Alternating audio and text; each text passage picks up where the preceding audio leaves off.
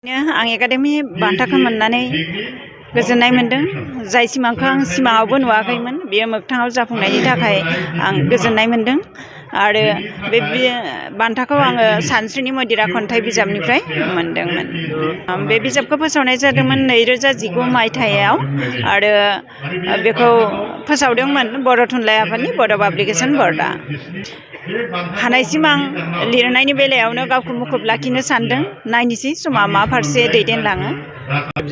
थारैनो आं नामखौ लाखिथ'नाय जायाखै, थेवब्लाबो बे बिजाबा हिन्दी ट्रेन्सलेसनावबो ओंखारगोन। मानगोनां माने साहित्य एकाडेमि बान्था मोनगिरि बिजितगोरा रामसियारि लाइमोन बान्था मोनगिरि बिथाङा ट्रेन्सलेसन खालामजोब्बाय हिन्दीयाव। आरो बे बिजाबानो हिन्दीयावबो ओंखारगोन आरो बर'आवबो ओंखारगोन 2023 मायथाइयाव। आं दा सिंग्रापारा गुदि फरायसालिनि लोगो फोरोंगिरि जानानै दं।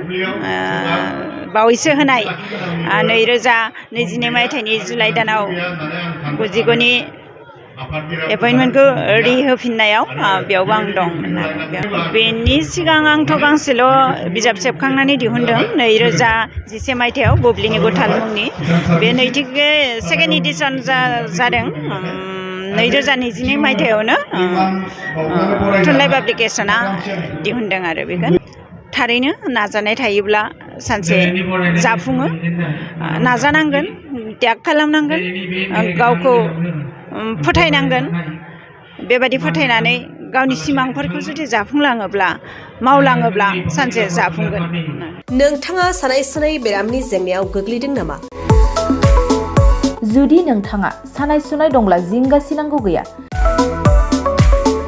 चिरां जिल्लानि बेंटल गेट साफागुरियाव दायो एसआइ निउर' थेरापि सेन्टार दंसै। बे थेरापि सेन्टाराव नोंथाङा गोरलैयैनो देहानि सानाय सुनायखौ फाहामथाय लानो हागोन। बे आथिं सानायानो जाग्रोदों, ओमफ्राय जानाया एसे सिगांनिफ्रायनो जाखादों। ओमफ्राय बिदिनो गुबुन गुबुन मुलि जाबाबायदों, ओमफ्राय हामाखै। दिनैनि ट्रिटमेन्टआ नङा, आङो एसे मोजां मोनसिनबाय। जेरै सिं सानाय, आफादावरि सानाय, मोदोम जरा सानाय, आइजोफोरनि जेंना, खर' सानाय बायदि बेरामखौ फाहामनाय जायो।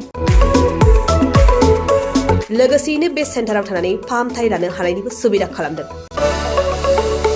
नोंथांमोनहा एसआइ निउर' थेरापि सेन्टाराव फाहामथाय लानो गोसो दंब्ला नैबे मबाइल नम्बर 7620160459 नङाब्ला 9476977956 आव थोंजों सुलाद लानो हागोन।